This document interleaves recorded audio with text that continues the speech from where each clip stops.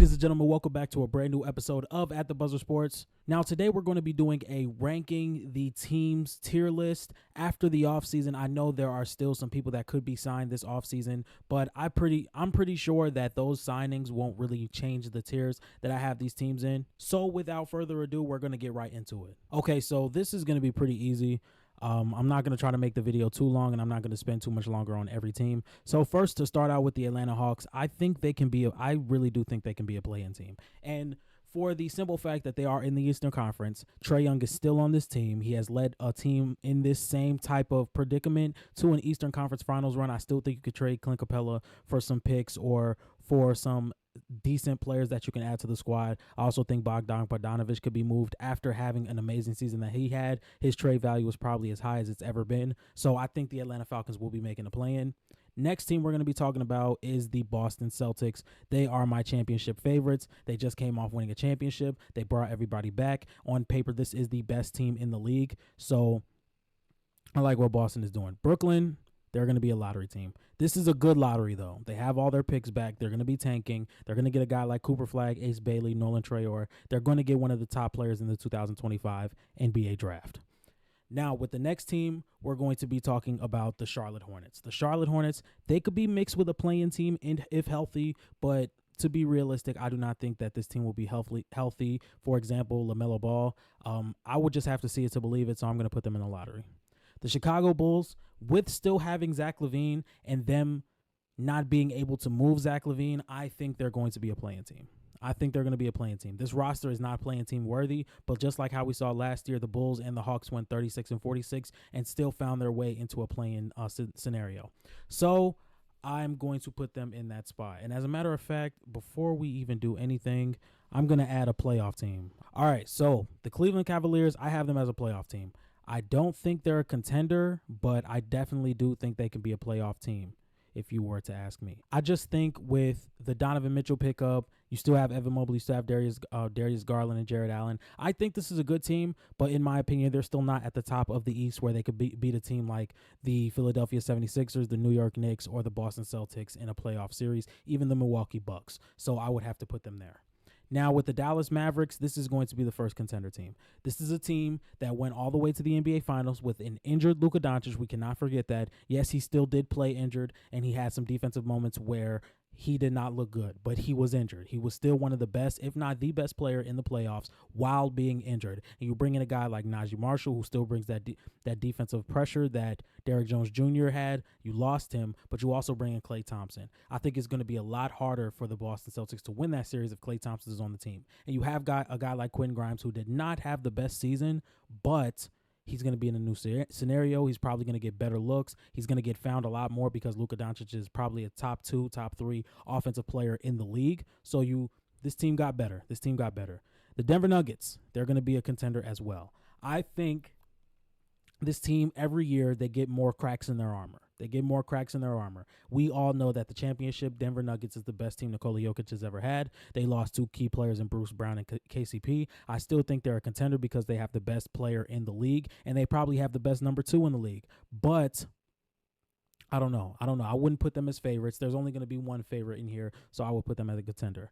The Detroit Pistons, while I do think they can make a play-in, I would put them in the lottery as well. I know for my standings prediction so far, I have them in the play-in scenario as a 9th or 10th seed, but I'm going to be safe and put them in the lottery.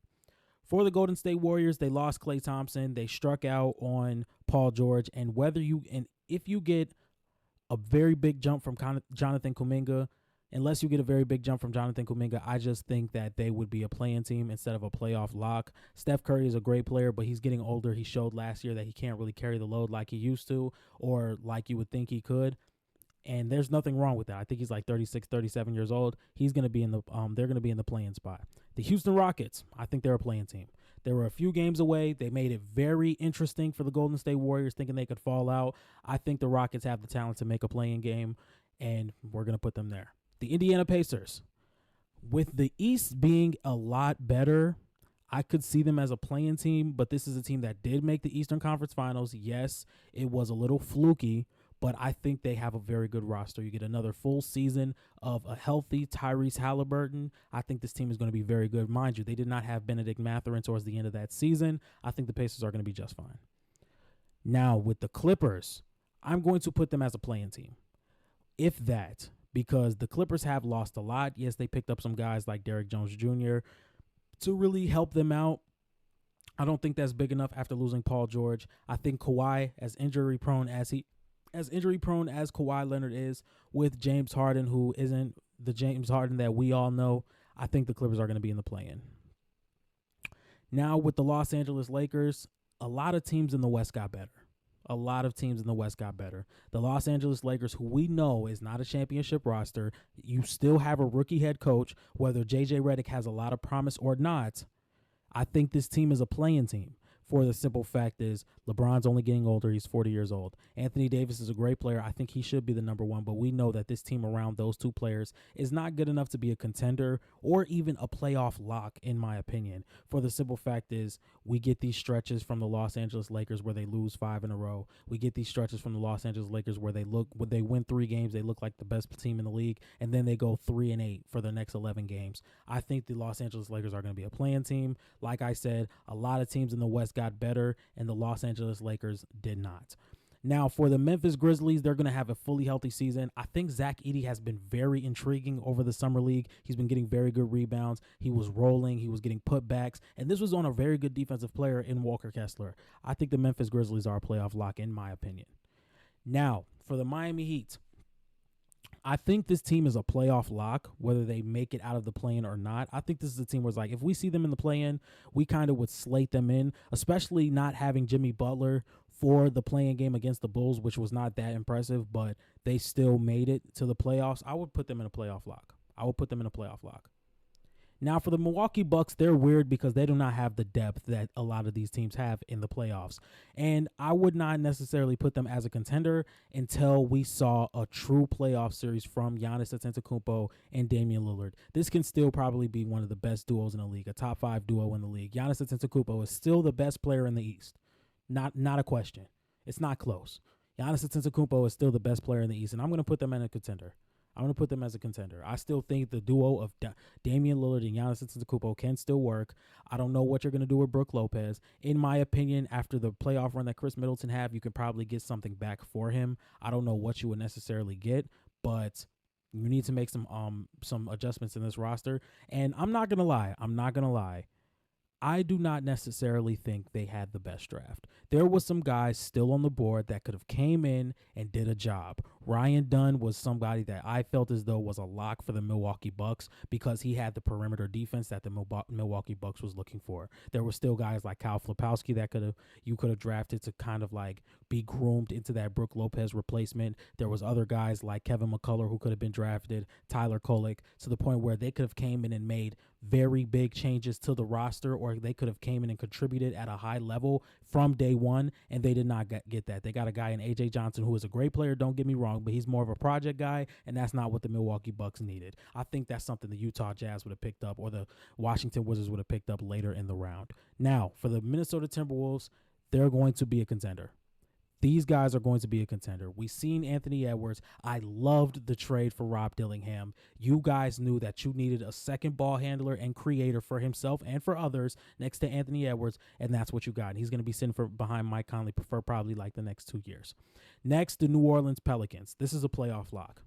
I think this team, the only thing that I could say that has been wrong with them has been injuries. I think they are some injury luck away from making it to a Western Conference Finals. This team is one of the better defensive teams in the league. You have guys like DeJounte Murray, Herb Jones, and Trey Murphy who can come in and play defense. Yves Missi is very intriguing. I think they would like to get another starting center. Other than Yves Missi, I don't know if you want to throw him into the fire from day one, but it looks like that's what they're going to do, and they lost a guy like Larry Nance and Dyson Daniel, who are some key rotational pieces. So I don't know what you do there, but from their starting 5, they have one of the best starting 5s in the league, in my opinion.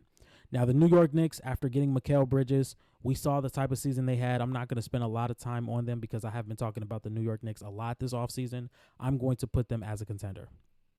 Now the Thunder, who in my opinion is the best team to rival the Boston Celtics in the finals, I'm going to put them as a contender. If it wasn't for the Boston Celtics just winning how they won, they would be in the favorites with them in my opinion. I think the Thunder still throughout this offseason is still going to come out the West. I said it when Alex Caruso got traded, when I think they could be the favorite to come out the West, but I'm going to be patient. We still have a whole lot of offseason left. A lot of things could happen. Just like we said, Damian Lillard got traded to the Milwaukee Bucks a few days before media day. So the offseason is far from over. We still have a lot of summer league left. But right now, the Thunder are my favorite to come out the West. Anyway, the Orlando Magic. KCP was something they needed very badly. Another defender to put next to this team. And this is probably a top 3 defensive backcourt in the league with Jalen Suggs and KCP. You get the shooting. He averaged 11 points per game, 41% shooting, and it was something. It's 71% something, but I forgot. But KCP coming to the Orlando Magic is going to make this team a lot better. So I'm going to have them as a playoff lock. They could be a top 5 seed in the Eastern Conference. Philadelphia 76ers, I'm going to put them as a contender. Now, while I do like the pickup of Paul George, you are depending a lot on him and Joel Embiid to be healthy during the playoffs and for them to perform, which has been a problem for Paul George and Joel Embiid. He is getting paid a lot of money to the point where his third, fourth year of the contract, it can be one of the worst contracts in the NBA. But these are my contenders. These are my contenders right here. A team that could fall out is the Milwaukee Bucks, in my opinion, just because of the roster construction around Giannis and Dame.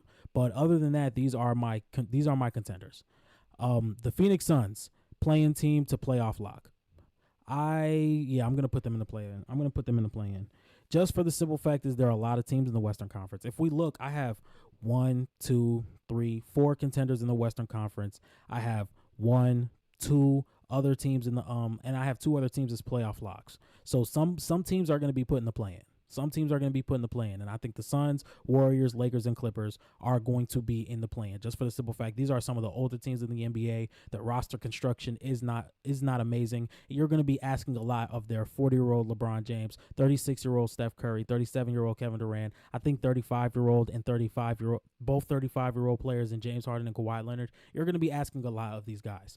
You know, especially in this day and age where roster construction is probably the most important thing. Continuity and roster versatility is probably the most important thing to success in the NBA as of now, and they just don't have that. The Portland Trailblazers, they're going to be a lottery team. I love what they have done this offseason with drafting Donovan Clingan, trading for Denny Advia, but I don't think that's something that could really, another playoff lock. It's hard to really think if they could be a play-in team or a playoff lock. They're definitely not falling out of the play-in. With the addition of DeMar DeRozan, I think this team is going to be very good. In the end of the day, this team went 48-34 when they were the 3rd seed in the Western Conference. They fell to 46-36. It was a two-game difference. A 2-game difference, and I think DeMar DeRozan comes in and he helps you out to where this could be like a 51-31 type of team. I'm going to put them as a playoff lock. Now for the San Antonio Spurs, they're kind of like difficult. I think with their additions, they can be a play-in team if Victor Wembanyama takes that second-year jump that we all think he can, but I'm going to put them as a lottery. If they were in the East, I would definitely put them as a play-in lock, but in the West, it's just such a dogfight out there to the point where you would think they would be a lottery team. Now for the Toronto Raptors, this team is clearly rebuilding. You trade Pascal Siakam, you trade OG Anunoby, you draft a guy like Jacoby Walter and Scotty Barnes. This is a rebuilding team. They're going to go there. The Utah Jazz, they're going to be fighting for the first pick in the draft. Lauri Markkanen may be on the trade block. I don't know where he's going to go. I think I'm going to do a video where I mock up some trades for that. But as of now, they are a lottery team, and they're probably going to be a lottery team all season. And last but not least, the Washington Wizards, who are going to be fighting another team fighting for the first pick in the draft. They are going to be a lottery team. Now, I did like their draft. I don't understand why you trade Denny Advia, but you have guys like Bilal Coulibaly. You get Alex Sarr. Bub Carrington is also there. And you also have Keyshawn George. And you have Malcolm Brogdon to really mentor Keyshawn George and Bub Carrington because he really can play a combo guard type of position. And you also have Jonas Valanciunas, who can be the type of older big man that can mentor Alex Sarr. So it's not that I hate what they're doing. Jordan Poole, you have to work on him. I think he's going to have a better season this year. I think Kyle Kuzma is definitely a trade piece to the point where you can ship him out and get something decent in return. So I don't think they're in a bad position. Anyway, this is my NBA tier list. My favorites are the Boston Celtics. The contenders are the Dallas Mavericks, the Denver Nuggets, the Milwaukee Bucks, the Thunder, the Timberwolves, the 76ers, and the New York Knicks. For the playoff locks, I have the Cleveland Cavaliers, the not the Minnesota Timberwolves, the Memphis Grizzlies, the Sacramento Kings, the Indiana Pacers, the Pelicans, the Magic, and the Heat. For the play-in, I have the Atlanta Hawks, the Golden State Warriors, the Phoenix Suns, the Chicago Bulls, the Los Angeles Lakers, and the Los Angeles Clippers with the Houston Rockets. And for my lottery teams, I have the Brooklyn Nets, San Antonio Spurs, Washington Wizards, Toronto Raptors, Utah Jazz, Portland Trail Blazers, Detroit Pistons, and Charlotte Hornets. I appreciate everybody watching this video. If you guys like this type of content, make sure you like, comment, and subscribe. And I'm out. Peace.